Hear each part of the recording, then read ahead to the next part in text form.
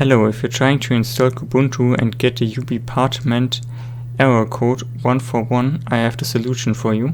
I had the same issue and it took me hours to find a solution, so I decided to make a quick video for everyone with the same problem. But first, if you haven't done it yet, deactivate BitLocker to decrypt your hard disk and disable Secure Boot. Because the installation of Kubuntu doesn't work, I tried to install Ubuntu.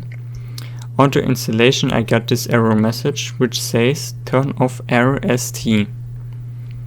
There is a good documentation to turn off RST, link is in description below. I followed the instruction and it worked for me.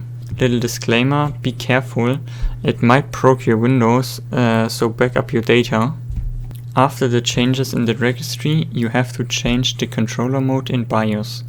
After the change, your PC run into problems and need to restart. After the restart, your Windows isn't bootable.